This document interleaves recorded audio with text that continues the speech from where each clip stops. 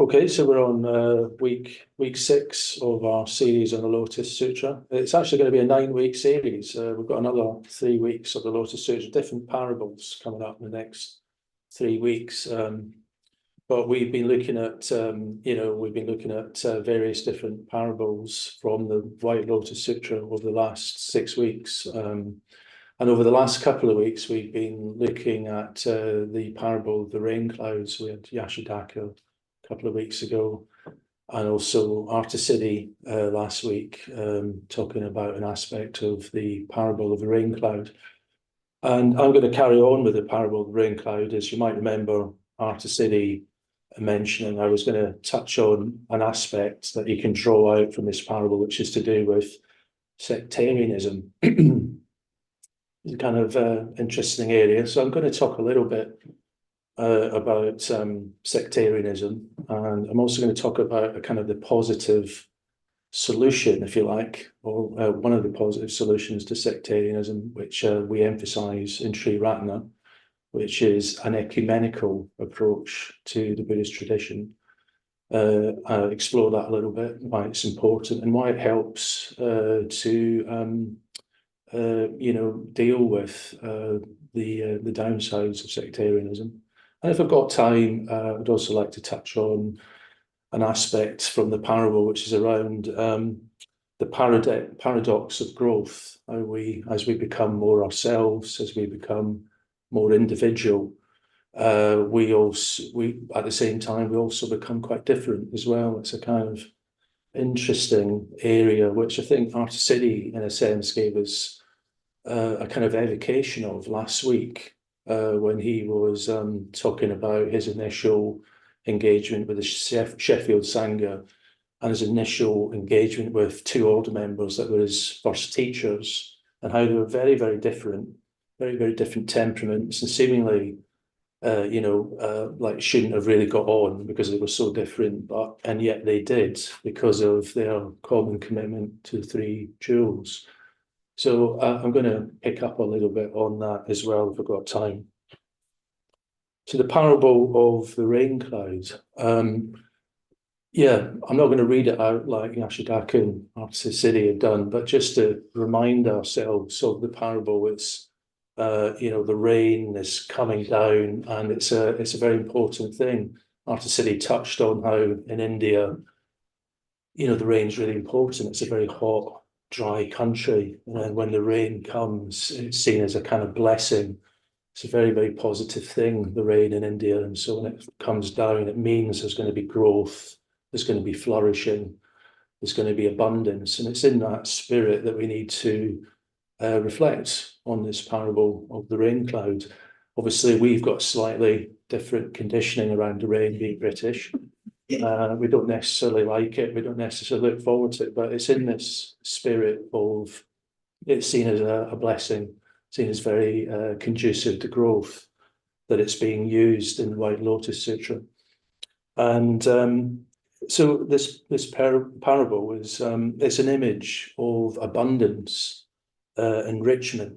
It causes the flourishing and growth of all the different plants, all the different trees, all the different herbs, and they each grow in their own way, and they each take from the rain what they need to grow according to their own nature. That's the essence of the parable in the White Lotus Sutra. It's a very beautiful image, and it speaks, as Kulapriya was saying right back at the beginning of the series, parables speak to the heart. It's a language of the heart. It's poetic. So it gives us a very sort of tangible, emotional connection with the quality of the Buddha, because the rain cloud and the rain coming down is the Buddha, it's the Buddha's teachings. And we are the plants. We're the plants, the herbs, the trees, drawing spiritual nourishment from the Buddha and his teaching. And that helps us to grow and develop spiritually as individuals. So that's the reason why this parable is attractive, is important. Artisiddhi mentioned this word from the Lotus Sutra last week in his little talk called Eka Rasa, which means something like one taste. Eka means one, and rasa means taste, and it's a very important concept. And Sangharakshita draws this out in his commentary on the Lotus Sutra, this quality of the one taste. In Buddhism, there's many different teachings, there's many different formulations, there's many different traditions, many different lineages, and many different expressions. Sometimes it's said that there are 84,000 Dharma doors to enlightenment, 84,000. So it's probably symbolic, but just means there's a lot, maybe an infinite amount of ways to enlightenment. But they all have the same taste, and that taste is the taste of freedom. Yeah. And this is why I'm going to talk a little bit about sectarianism, because sectarianism is something that probably we don't experience too much down in Cambridge. You know, it's quite a pleasant place to live. It's quite peaceful. We've got kind of quite good liberal values. It's not a very polarized place to live. But that's not the case in other parts of the world. I know that we see it on the news, don't we? There is polarization, there is sectarianism, there are difficulties. But if we look back in our history, we probably can see that we've had sectarianism in our own history in the past at times. It's something that we're always working against or working towards something more positive. And of course, sectarianism is something that's not really spiritual in a way. It's not really the spirit of the Dharma, because it's not the spirit of metta. It's not the spirit of this parable of the rain clouds. It's not the spirit of this one taste that underlies all the different formulations. In Zen Buddhism, they talk about fingers and moons, and they're always going on about you have to remember that the teaching is just a finger pointing at the moon, and the different fingers can point in different ways, but they're all pointing to the moon. So it's a kind of reminder that we shouldn't get too caught up in what the finger looks like and what direction the finger is pointing to, because you can point at the moon in different ways. But this is what happens with sectarianism. We start to get caught up in the particulars of the finger and forget that it's pointing to something beyond itself. It's pointing to the moon. So sectarianism can cause literalism. It can block creativity. It can cause conflict and polarization. And it's the antithesis of what Buddhist enlightenment is really about, which is freedom. In the dictionary, sectarianism is defined as narrow-minded adherence to a particular sect, narrow-minded adherence to a particular sect. And that could be religious, but it could be political, it could be ethnic. And this often leads to conflict with those of different sects or possessing different beliefs. Yeah. So I was thinking back to my own experience of sectarianism, and I remembered a very vivid experience of it when I moved from the east coast of Scotland to the west coast of Scotland when I was a teenager with my family. And one of the sort of peccadillos of Glasgow, which I'm sure Kula will agree with me, is that there's a sort of element of sectarianism there to do with religious sectarianism, Catholics and Protestants. If you know about football, you'll know that Rangers used to be known as the Protestant team. Celtic used to be identified as the Catholic team. It's sort of changing, but I think elements of it still remain.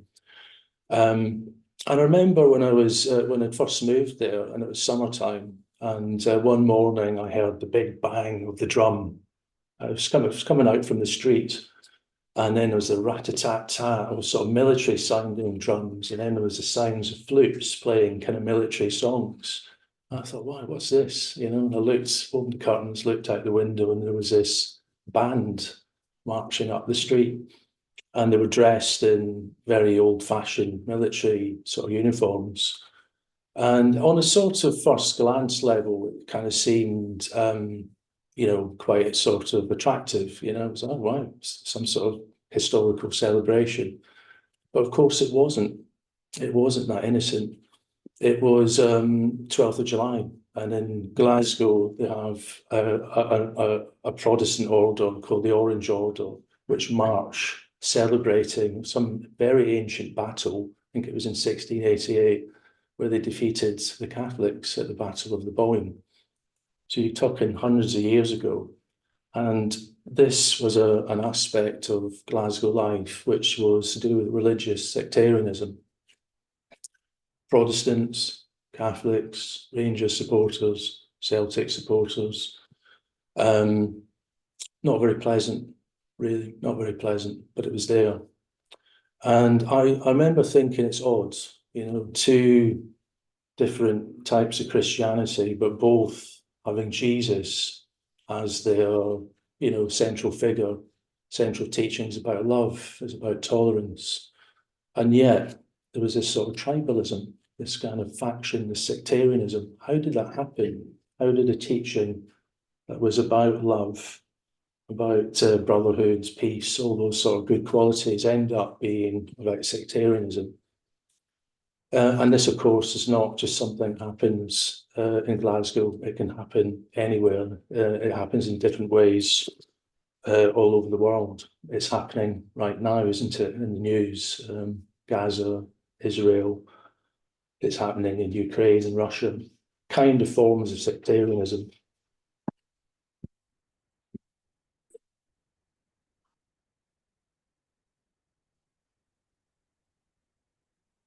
And we get it in our everyday life as well. You know, in work, don't we? We have the Equality Acts, where it tries to deal with discrimination, and there's various different types of discrimination that we try to work against. You know, based on you know, nationality, class, race, sexual orientation, etc., etc. And these are very positive things that have come into our society, but they're trying to deal with tendencies in our collective that that will lead to forms of discrimination, forms of sectarianism, if you like.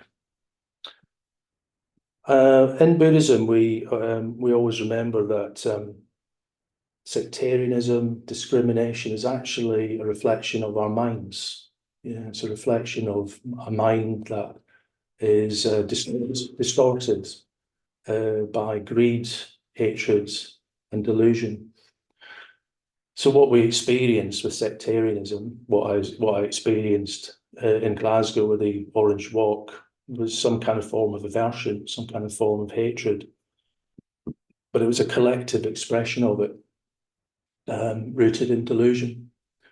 And in a way, also, it's rooted in a kind of level of consciousness as well. All these expressions in our society are actually collective, the collective psyche, if you like, the collective consciousness of people and where their minds are at, what level of consciousness their minds are at.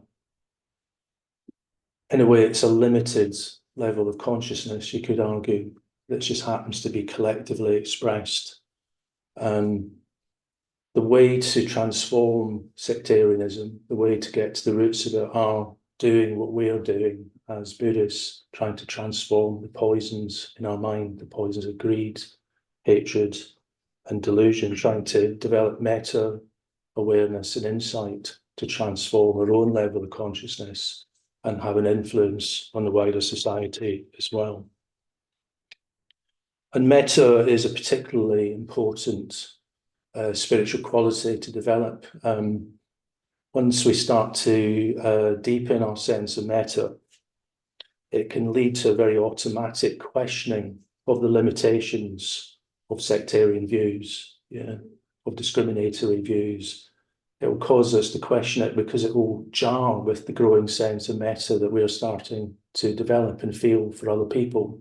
We'll start to notice discrimination, we'll start to notice bigotries and sectarianism, sectarian values, and that will be painful, and we'll want to try and change that. So metta is particularly important because it gives rise to a sort of new identity, if you like, a new level of consciousness, and it resources us to be able to have the courage to question the status quo that can sometimes arise in collectives. So yeah, metta is really important, and in a sense, when we're doing the stages of the metta, particularly when we get to like the fourth stage of the metta, when we bring to mind a difficult person, in a sense, we're dealing with sectarianism, if you like. We're dealing with potential discrimination.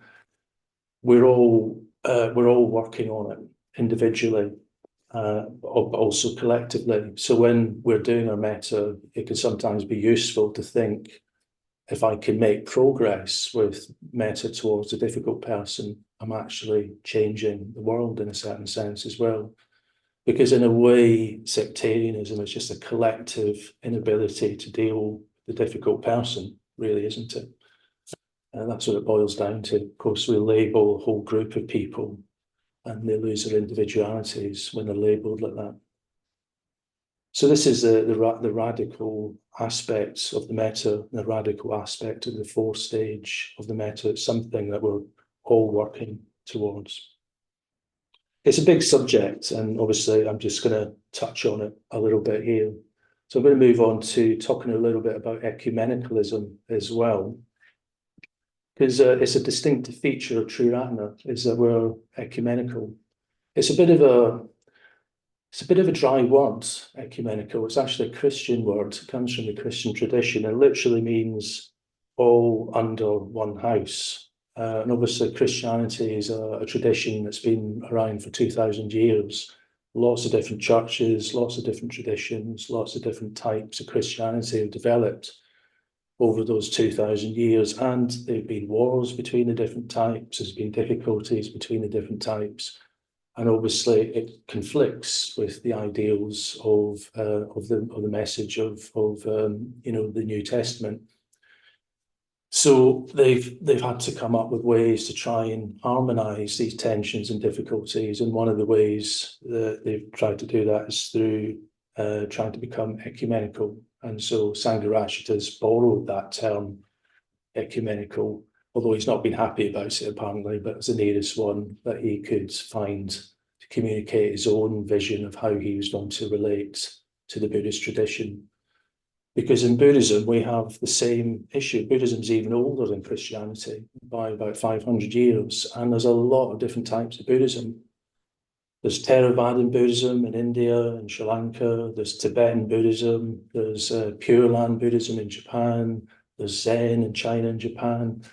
There's lots and lots of different types of Buddhisms, and Sangharakshita had a lot of contact with different types of Buddhism through his time in India, where he was ordained as a Theravadan monk, and then he had contact with Tibetan teachers in Kalimpong who'd come from Tibet as refugees and settled in Kalimpong at that time.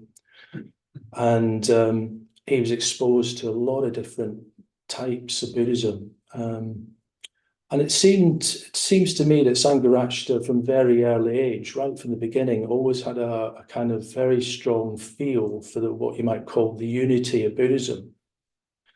One of the first essays he ever wrote for a Buddhist magazine in England called The Middle Way, back in 1944, he was only 18 at the time.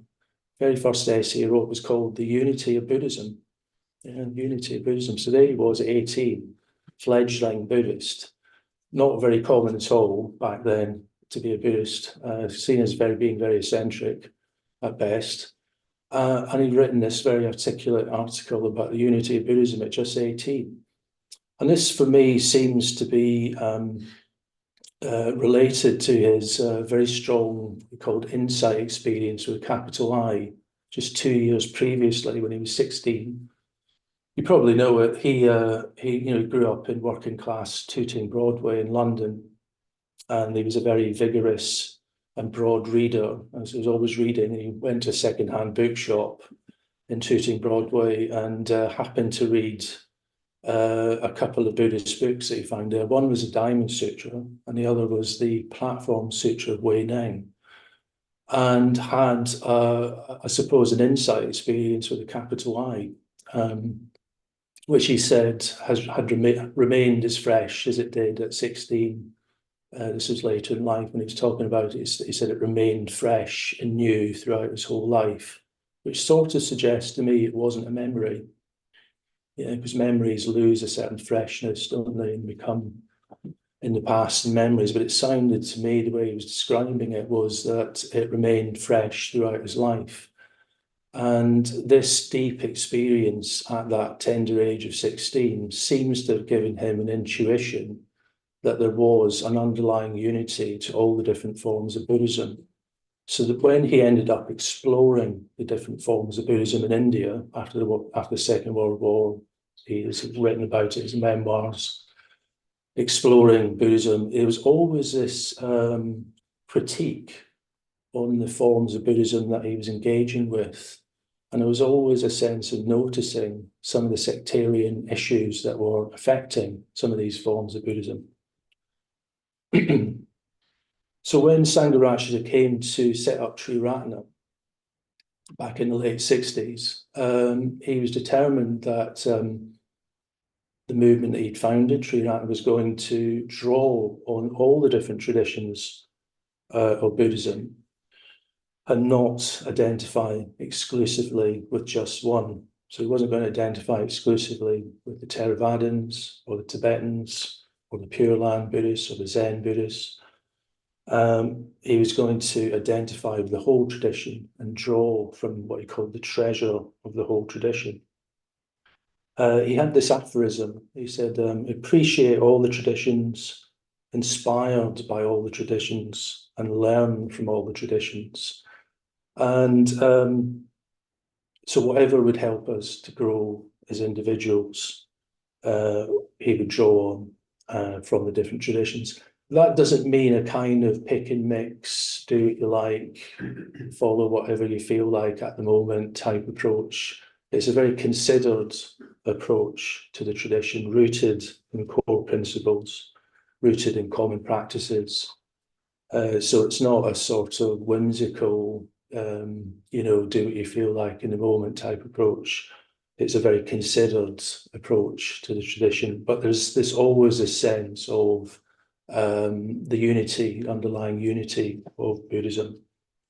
And this is also obviously very appealing to us in the modern West because it feels quite non-dogmatic to have an ecumenical approach.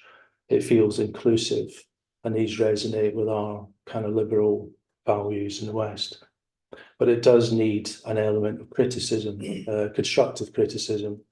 We can't accept, it doesn't mean we accept everything from the traditions. For example, the Theravadins often feel or say that you're only a real Buddhist if you're a monk or a nun, and we don't agree with that. We obviously value a simplicity of life, like monks live, but we don't agree that you have to live that lifestyle to be a committed Buddhist. We talk about commitment and having the three jewels at the center of your life as being the most important thing, the primary thing that makes one a Buddhist. So Triratna is unified in the sense that it's open to all, regardless of class, regardless of gender, regardless of sexual orientation, regardless of background, etc. We try and relate to others primarily as individuals. That is the practice of Sangha, is trying to relate to others primarily as individuals. We're not relating to people in terms of what you might call provisional characteristics, whether they're from Scotland or whether they're working class or, whether they like football or higher culture. We're not relating to them on those levels. Principally, we're relating to them in terms of their aspiring individual qualities. So it's a bit like we have a higher self and we have a lower self. The higher self aspiring towards individuality, towards deeper awareness, towards metta, compassion, and insight. And we have a lower self that naturally forms groups. You naturally might resonate with somebody that likes football. If you like football, you might naturally resonate with somebody who likes the same things as you. If you like classical music, you might resonate. And there's nothing wrong with that. But it's only problematic if that becomes a bit exclusive, the in-group, and you get the, you know, the real people, or the real people that are into football, or the real people that are only into classical music, whatever the common interest is. We create little cliques, groups, and we create in-groups and out-groups. But the practice of Sangha is we have to relate not on our group conditioning, our group characteristics, but relate to each other in terms of our individuality. And we've got to resist the tendency to form groups and relate on the basis of what you could call provisional characteristics.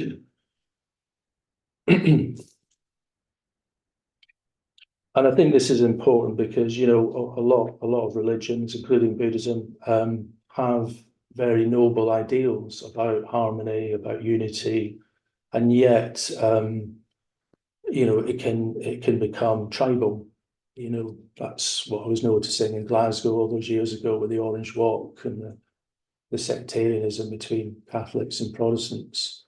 Somewhere along the line, you know, and ideals towards peace and love become tribal, kind of, you know, and fractious. And that can be a tendency, a human tendency to relate in terms of things that are not really so important.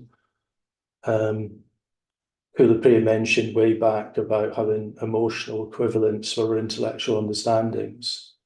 And if we lose that emotional quality when we relate to each other, metta, then there can be a tendency to just start relating on common interests, which could, you know, positively is all right, but negatively can lead to division and problems. So lastly, I'll touch on this area of the parable, which is to do with the paradox of growth. So Arthur was touching on this last week with his very personal recollection of his first two order member teachers and how different they were, but they were somehow connected through their common commitment to going for refuge.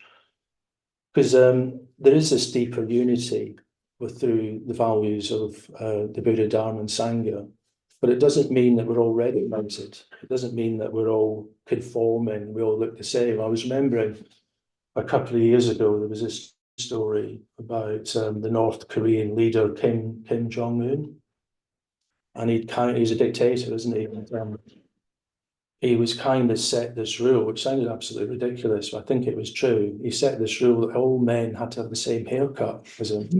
And it's a pretty bad haircut, you know. And I just thought, this is just unbelievable. You know, imagine living in a culture where you had to get the same haircut as Kim Jong-un, you know. So definitely unity there, isn't there? You know, in terms of unified in terms of the same haircut. But there's no individuality, there's no diversity. So there's this sort of paradox that the parable brings out in terms of the rain comes down, the rain of the Dharma, which helps us to grow and develop as individuals. But we also grow and develop in our own way. We, you know, the cherry tree doesn't grow in the same way as the oak tree. So it takes into account our own nature, and we're all quite different. And I think that's a really positive vision that the parable gives us. There's something about the quality of metta allows and includes, because it's got this very strong, very deep, far-reaching, universal perspective, it can allow an incredible amount of diversity and at the same time unity. And I was reminded of a very famous psychotherapist, I think he is Carl Rogers, who was the founder of the person-centered humanist movement and counseling approach. And he talked about, he had this very famous book called On Becoming a Person. And he said there's three conditions that someone needs to become a true individual, to become themselves. And the first one was empathy. They needed to receive and be able to empathize feel empathy so they could then empathize with themselves. The second one was unconditional positive regard, which sounds a little bit like metta to me, unconditional positive regard. So the person felt completely validated in their experience. And the last one was congruence. And this deep listening that has these three qualities of congruence, unconditional positive regard, and empathy allows people to connect with their true individuality, allows them to connect with who they really are on a deep level, beyond their interests, beyond their provisional identities of class, nationality, sexual orientation, etc., etc. And when you start to connect with that deeper level of yourself and experience that congruence, it's incredibly powerful, and it's incredibly satisfying. And it's kind of what we all really deep down want. We want to experience that congruence. And it's so difficult to do, isn't it? Because, in your family, you might not be able to be yourself. In your workplace, you might not be able to be yourself. You might have to play a role. You might have to park some aspects of yourself. So there's often this incongruence that we experience, and that incongruence is quite painful. And wouldn't it be so positive if we could feel congruent around other people? And this is what we're aspiring to in the Sangha, is to experience that level of congruence, where we feel individual and we can be different and we can be united at the same time. It's painful not fitting in. It's painful having to keep up appearances. It's painful not being able to really say what you feel. And of course, this can lead to alienation, which is the opposite of awareness, self-awareness.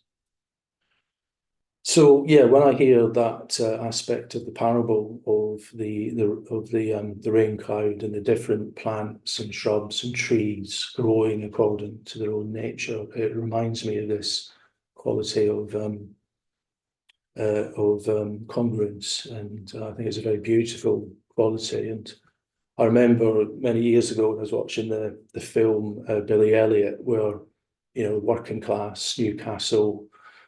And the boy, Billy, was into ballet. And of course, men from the mining community that he was from, they were into boxing. That's what real men did.